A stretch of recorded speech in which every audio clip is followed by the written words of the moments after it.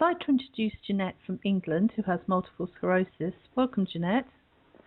Hello. Could you tell me when you were diagnosed with MS? The first suspicion was in 1998 when I started with eyesight problems. Essentially woke up blind one morning. Husband was working away, so I couldn't do other than go to a local optician. He said he wanted me to go to hospital straight away. That didn't happen until the following week.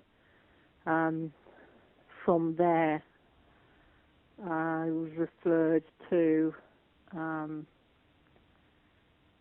a neurologist, but the appointment took 12 months to come through. So the actual diagnosis formally was 2000. Right. By the time I'd seen him and he'd ordered the tests he wanted, and meantime all the symptoms had shut up. So I didn't really think that much more about it. I was fairly sure what I had anyway. So what symptoms were you experiencing by the time you were diagnosed? At the time of diagnosis, not really anything. I'd had the optic nerve neuritis, which had gone away. That was a temporary thing.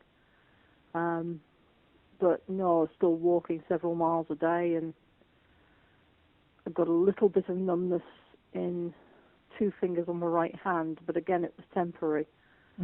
So really nothing. Okay, and how old were you? 34. Okay.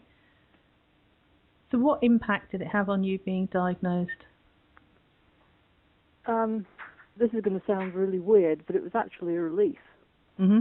Because since my mid-teens, I'd had strange things happen that would last a few days or a week, and by the time you thought, maybe I should see a doctor, they would go. Yes. And I thought, this is a bit weird. And I actually thought I was just a hypochondriac, or going through the normal teenage angst. Yes. I would get spells of dizziness, and I was so dizzy I couldn't stand up, and that would last a day or half a day. And then it would go away. So you think, well, I'm not going to go running to the doctor every time. He's going to think I'm mad. That's how it had been.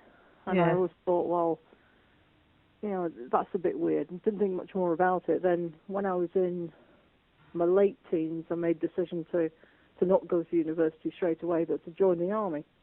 Right. I joined the military police and went all through military police training and service in Northern Ireland with really no problems, except I did notice I used to get very tired a lot faster than other people. And that was the only thing that I thought, well, I wonder what's causing that. Why can they keep going and I can't? Yes. But apart from that, it's just nothing. And how did you hear about LDM?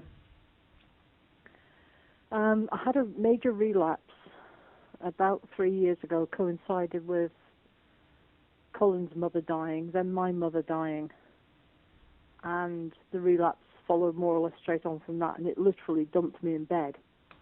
It was really drastic, and I'd had a bit of a run-up to it. I'd started to find the morning dog walk a little bit difficult, and I was going through a bad patch of repeated dizzy spells that didn't lift after a period of time. They just hovered around.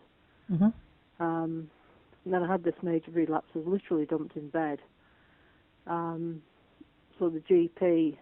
my GP treated me for that. And I did all the sensible things. I just rested and just let it do what it does.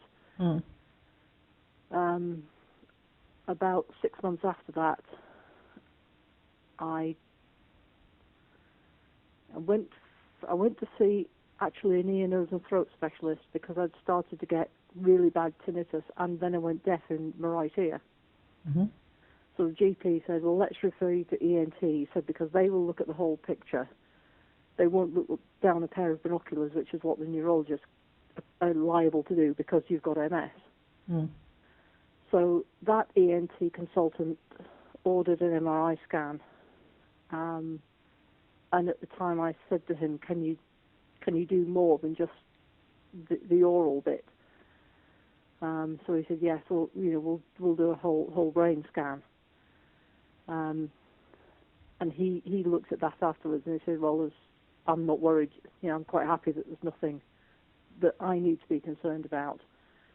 He said, but you should probably go and talk to a neurologist for explanation of anything else that's on here. Right. And I sort of leant forward and I said to him, like those white spots. And he said, yes, basically. Anyway, I saw a neurologist about 2 or 3 weeks afterwards. And he didn't say all that much, really. He said, oh, yeah, there's a bit on there. He said, but nothing that would particularly concern me.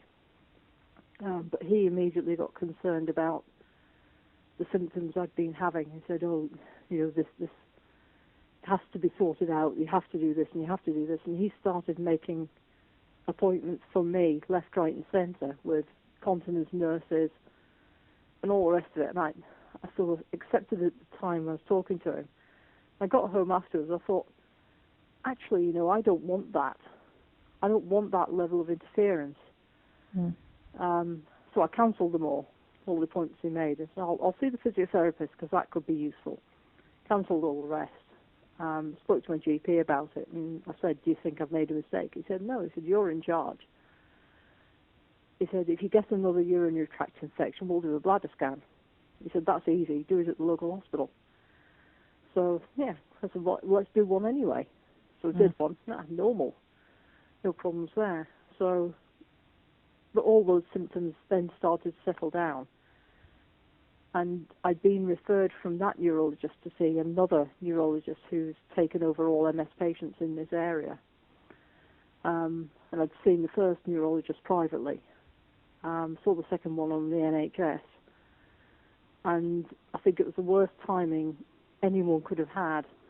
That morning, we'd had one of the dogs who'd had a nasty bout of hemorrhagic gastroenteritis.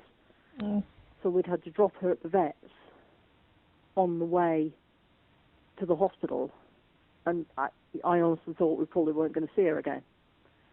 We were kept waiting in a drafty, grotty waiting room for 2.5 hours. And there was nobody going in and out of his room, so I think, you start to think, well, what's he doing? We were eventually called in. He said, oh, come in and have a seat. No apology. This time I was annoyed, to say the least. And his opening gambit was, I've been having a long discussion with Dr. Fuller about you, and we've decided that the drug you should take is Tysabri. So I sort of looked at him and I said, oh, really? I said, that kills people. He said, oh, only a few. And I'd done my research. I said, well, actually 11 since April. I said, and if you're one of the few, it's quite significant. So he then sort of dropped the subject and said, anyway, I said, I've heard about LDN because the previous neurologist had suggested I go and read up. So I did. I read up everything I could read. And I discovered LDN entirely by accident on the internet. And I spoke to my GP about it. He read the literature and said, brilliant, I'll prescribe it for you. So I just said to this neurologist, I've been taking it now for, I think I've been on it 3 weeks at the time. I still have no intention of coming off it. End of discussion, really. And I've been on it 3 years now. Did you have any side effects when you first started? Nope. No. I had one bizarre dream. I thought it was quite bizarre because I dreamt that my stepson was naked parachute jumping. So I thought, probably better not tell him about that. But no, I didn't. Nothing. Absolutely nothing. What has LDN done for you? What I can say definitely is that I've had no new symptoms since I've been on it. I've had no worsening of the existing symptoms I had. I mean, my walking's very bad, but that stemmed back really to that relapse. Right. And the thing that really annoys me looking back is that if I'd known about LDN before I had the relapse, I might have avoided having it. But the damage that relapse did, I think, is going to be with me, if not forever, then for a significant time. And walking is are very, very difficult at the moment, even around the house. But I think coping with things has improved. My mood has improved. Mm-hmm. Because How not is your only... bladder now? Pardon? How is your bladder now? Perfect. No problem. That was the thing right from the start. I said to the GP, I said, if for nothing else, I would stay on LDN for that. Mm. I said, because from having, all these, well, not incontinence problems, but itchy bladder and feeling that, oh, dare I go so-and-so because, well, that's just evaporated, completely gone. I mean, for people who don't understand bladder problems, it rules your life, doesn't it? It Absolutely. really does. And it Yeah. was getting that way, but didn't stop that immediately. I was on it about 6 months, and then suddenly I thought, That's interesting. hang on, I haven't got any problems anymore. What And about fatigue? unless I get really hot, the fatigue is a lot better. I mean, if I have to stay up late into the evening, it doesn't particularly bother me. Right. At one time, there was no way I could have done that. I'd have been absolutely out of it for at least a day afterwards. But our life has changed significantly anyway, because Colin has just retired. Retired at the end of last year. And he spent the whole of last year signed off sick with a lung abscess. Oh. So all the time he was signed off, I had to jump in and do literally everything. And the stress of him being so ill, and the stress of him not knowing what was happening at work, wanting to finish but not being able to make a decision because he didn't know whether he was going to be able to afford to. Yes. That was all very stressful, and I knew I would get a kickback from that.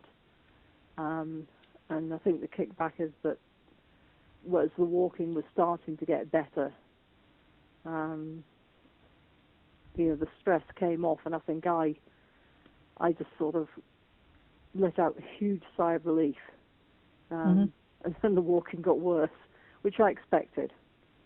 But we're now 4 months into retirement, and unfortunately he was able to take a voluntary redundancy, which solved any financial problems, in a sweep. So the pressure is now off, and we're just settling down to, deciding whether we're going to stay here, move, but there's no pressure anymore. Oh, that's good. So what would you say to other people who are contemplating trying LDN? I'd recommend that they do, because apart from anything else, it does no harm. Of the people I've spoken to who've had side effects, the side effects have been very, very small and usually short-lasting. I've got one friend who started on 4.5 milligrams, and I spoke to her a little while ago, and she was having problems, particularly problems sleeping. I said, well, look, drop down to 3. And she dropped down to 3, and she's been fine on that. But strangely, I've stayed on 1.5. Okay. I take the liquid, and it's 1.5 mil is what I stayed on. Suits you. Oh, that's good. Because I tried to up it. I got to 2.5, and I think it started affecting the sleep pattern a little bit, so I dropped back down again. But I feel absolutely fine on 1.5. Well, thank you very much for sharing your experience with us. I do appreciate it. That's no problem. So how many more people have you got to